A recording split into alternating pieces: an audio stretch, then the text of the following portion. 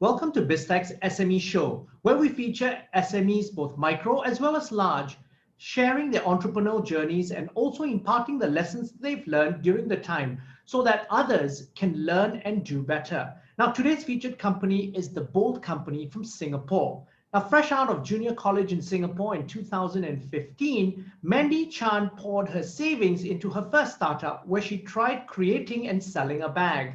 Her first attempt, however, was not so successful. Today, the 25-year-old is a co-founder of the Bold Company, a local athletic leisure brand that's going places. Now, Mandy is on Biztech's SME show today to share her journey and her aspirations for the company. Welcome to the show, Mandy. Thank you. Happy to share more. Now, Mandy, let's talk about the Bold Company. How did you start, and give us an overview of its history? Sure. So the Bold Company is a lifestyle company that designs multifunctional products, starting with bags. So it started way back in 2016, actually, when I took a gap year from school, from junior college, uh, right before university to start this business. So at that point of time, I was just interested in solving my own problem of always misplacing my toiletries bag in the shower whenever I go to the gym, because I was always carrying a lot of bags, a bag for my shoes, a bag for my clothes, and another bag for my toiletries. And I wanted to solve it, but I couldn't find a solution in the market. And that's why, with my co-founder, we actually sought to create this multifunctional bag that could put everything into one. And that's a little bit of how we started in Okay, 2016. now walk us through your entrepreneurial journey, because it's not a typical Singaporean journey at all. You decided not to go to university and you went to China instead. Yeah, that's right. So for us, when we started at 19 years old, you don't really have deep pockets, nor do you have connections. So a lot of things you had to be resourceful. And for us, finding manufacturers in Singapore was near to impossible because there aren't factories in Singapore. And that's why we had to go to China to look for factories, uh, knocking on doors and even setting up schedules with people that we have never met before. And just because we wanted to save money, there was this trip I remember that I went alone, that I wanted to save on hotel fees just for about like $1,800 a night, right? I actually took an overnight train from Guangzhou to Xiamen, which is a 14-hour train ride. Um, that was overnight so that I could save on the hotel fees and still get to the destination on time. So it was super scary at that point of time because it was my first time traveling alone. And I was bunking in with like 5 other guys whom I didn't know at all. So you had to Yeah. stay awake all night? Yeah, that's right. Because I was really scared. Like I didn't know what was gonna happen, and oh, do I need to align, that kind of thing. Yeah, so didn't manage to get much sleep that day, but it was a really memorable experience.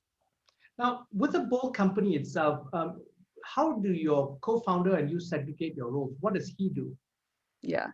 So my co-founder, his name is CK, and for him, he mainly handles the design side of things, the product side of things, talking to manufacturers, making sure that our quality, everything, assurance is there, and therefore we actually have a lifetime warranty for all our products. That's all him. Yeah. In terms of operations, he's also got a hand in that as well. For me, I'm more of the sales and marketing person. So I'm always the person that you see like on social media, as well as really putting our brand out there in the world, talking to distributors, retailers, as well as really, yeah, just spreading awareness of the brand itself. Okay, so tell us about the products that you sell in the Bold Company. Mm. The products that we sell, basically, they are, if you can see a common theme about all of them, is that they're all multifunctional, which means that they can be used for different activities. They range from bags, backpacks. We have pouches as well, all the way to apparel that we launched last year. So what we aim to be is really to be a lifestyle company where we can dress you from head to toe in apparels and like accessories that all have this bold element, something that would differentiate ourselves from the rest of the competition. Okay, and your flagship product is Phyto, right? And Yeah, how did you fund it? You funded it on Kickstarter. yeah. So Python is one of our latest products that we put on Kickstarter just about 2 weeks ago. And it's super exciting because when we started, we just wanted to hit our funding goal of just $15,000, and we managed to hit that within 2 hours. And Wow. following that, thank you. Following that, we managed to double that amount in just 24 hours. And right now we are on track to hit $50,000. But our goal is always to hit $100,000. So that's our goal.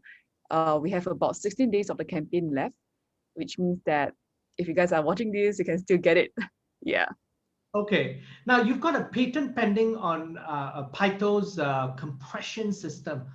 Mm. What that makes that special? So the compression system was actually came out with by CK as well as Con. So they are both the designers of Python. And the compression system works in a way that, you know, whenever you go for a trip, you will have heavy days or you have lighter days, right? And for lighter days, you always carry a smaller bag. But for heavier days, you want a bigger bag. And we thought about it, how can we make it simpler for people that they can have just an all-in-one solution for their needs, be it heavy, be it light. And that's why the compression system aims to compress a bag when you have lighter days, and when you have heavier days, it can expand. It works similarly like a luggage concept. But the problem with the luggage concept is that it's always 0 or 1. It's either expanded or compressed. But for us, our compression system allows you to change the width of the bag according to your needs. So you can have a 0.5, you can have a 0.25 in terms of the increase in width depending on your needs. Yeah. I see. So once you get the patent, what are Yeah. your plans? Because and Uh, where have you filed the patent? yeah. So for us, we have plans to collaborate with number one artists. For us, we really believe in building our own community, and that's why with artists who have shown, you know, themselves to have a bold story, like a bold element in them. That's artists that we're definitely looking for. Another one I think that we've heard of is actually to license out the patent. Yeah. Okay. Mm. And who are the typical customers that actually buy your products? Typical customers include everyday people who are more towards the side of like road warriors. They, yeah, so there are people who are always on the go. They have multiple activities in a day. Um, they are the ones who are willing to pay for premium prices because they want something that lasts. They don't have to keep changing it all the time. They are the people who go to the gym, they go out for friends, they can catch a flight back at night, you know, because they're always on the run. And another group of people that we found very interestingly are um, creative people. So creative people who pay attention to details, attention to quality and design. This is our second group of customer base that we didn't expect actually when we first started. Yeah, but because we pay such a close attention to, say, the zips having our logo on it, these are the small intricate details that designer people actually really like. And that's what CK is really good at as well. Yeah. And also because the key thing is for people who are involved in the creative fields, they tend to also pay for premium products. So most of them are Macintosh, for example, and they're Apple customers, right? Yes. So Yes. they will be willing to pay for products that are cool, like Yeah. yours. Yeah. And I guess like especially uh products that actually tell a story. Yeah. So I think those at least right now I feel like customers, they want to know the face behind a brand. They want to have that connection to a brand. And that's what we always aim to provide. Yeah. So is that the way you compete with established brands like Targus? Yes, that's definitely one of the ways. For us, it's all about the personal touch. For Tigers, a big company, you want to talk to people, you have to talk to the customer service people, and then they'll direct you to here and there. But for us, we are just a ping away. So if anybody wants to talk to me, I'm, you know, on social media, and like for our customer service team, they're always ready to ping me if someone wants to talk to me about an opportunity or like ask me something about a bag. So I think that is one of the main differences. I think the second one is the branding aspect that we bring to it. For us, it's not only just about the bag. We want to infuse every bag with a physical reminder to people to actually be a little bit bolder in their lives. And through that, we actually do partner up with different organizations, such as the Breast Cancer Foundation last time, where we actually raised awareness of breast cancer through having a portion of our sales for any of our print products towards the raising awareness cause. Yeah. Okay. Now, how do you distribute your products? Is it entirely online or do you have various other channels? Mm. For us, we are largely online, but we do have a few physical stores. Other than marketplaces, we have it in department stores like Isetan, like Takashimaya in Singapore, and then or in overseas places like Japan, Taiwan, Korea. They are available in all their marketplaces as well. So we do have distributors bring the brand forward in these countries. Okay. And how have you funded the business so far? So for us, when we first started, it was just bootstrapping, right? So didn't really have a lot of money. Started off with a couple of $1,000. I think at that point of time, it was maximum $5,000 that I worked part-time jobs in order to fund the business. And then subsequently making a bet with my mentor. He was betting that I couldn't sell 1,000 bags within 2 months. And if I did it, he'll give me $5,000. If I didn't, I have to give him like 2.5K. And it did not have 2.5K because I spent everything on the business, right? Right. So I was just like, okay, sure, let's do it. So it's just door knocking, trying to get sales.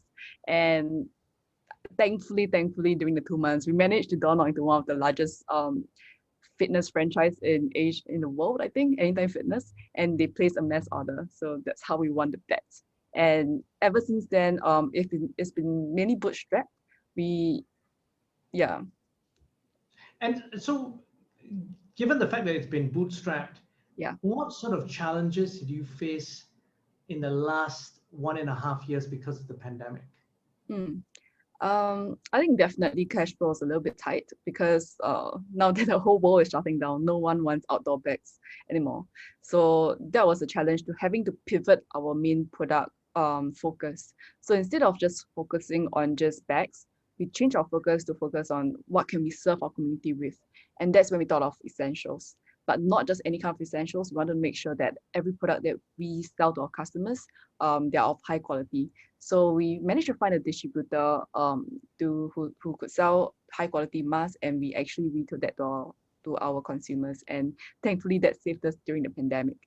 So that's definitely one. I think another challenge was having to switch from working physically, with each other, brainstorming ideas on the go, especially towards our trips to China, where we talk to our manufacturers about new products.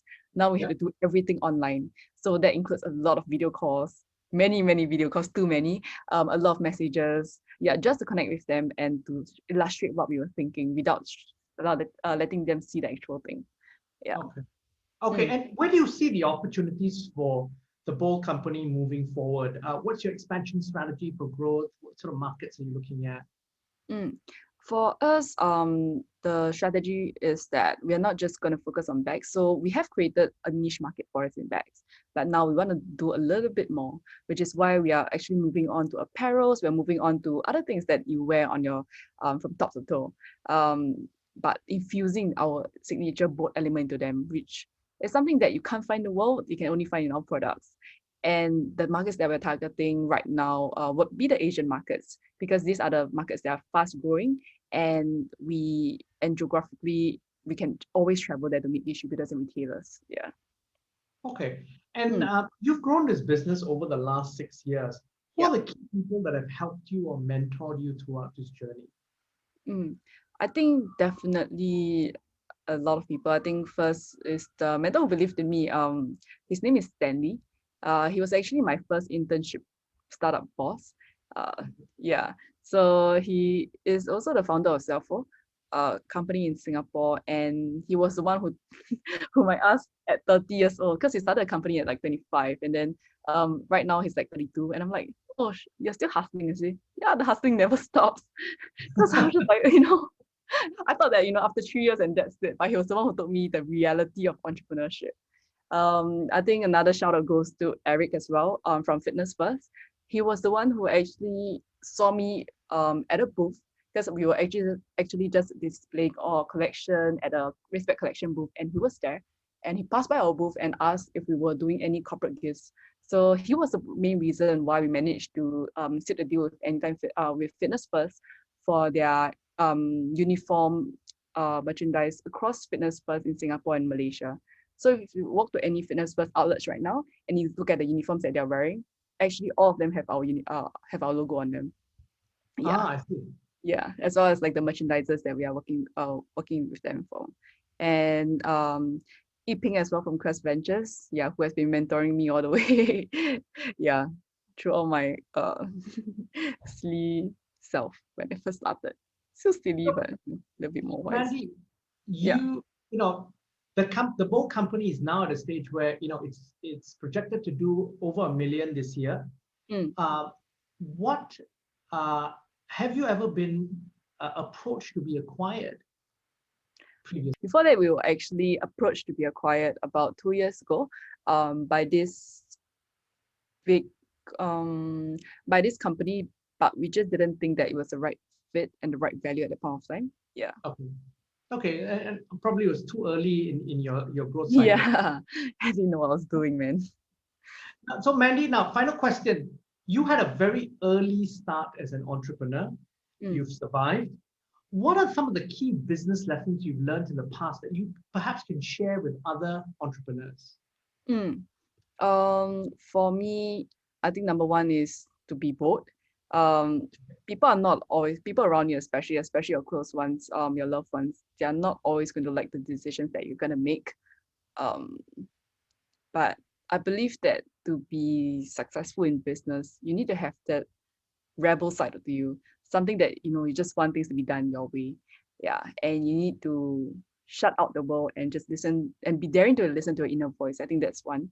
I think another key business lesson is always have always have a backup plan in terms of the things that are super important. So what I mean by this, right, is that last time when we were working with a manufacturer, there was this shipment that was incoming, and we were all looking forward to it. I even borrowed money from my friends in order to fund the production. And when the batch arrived, more than half of it was actually had defects. So that was a point where I realized that I put all my eggs into one basket with just one manufacturer, and um, that was a really really tough time. Yeah, so always have a backup plan for the important suppliers. Make sure that you don't work with just one supplier. Make sure you work with 2 to 3 to make sure that if anything happens, you have someone to solve it. And I think the last business lesson is to look at your financials. Yeah. I think very early on, it was all about, the numbers and all that. It's all about like sales, branding, marketing. But I think not a lot of people pay enough attention to financials. And that's why a few months ago, we actually switched our accountant to be this team of people who have been CFO their whole life. Yeah, to actually scrutinize our financials and make sure that everything that we are doing, it makes sense financially. Yeah. Mandy, thank you very much for taking your time to be on the show. It was a very interesting conversation. You're welcome. Now, I'm Brian Fernandez, and I've been speaking to Mandy Chan, the co-founder of the Bold Company, on Biztech SME Show. This video will be on our Facebook and our LinkedIn sites, as well as our website, www.biztech.asia. Please like and subscribe to our various platforms. Thank you very much for tuning in.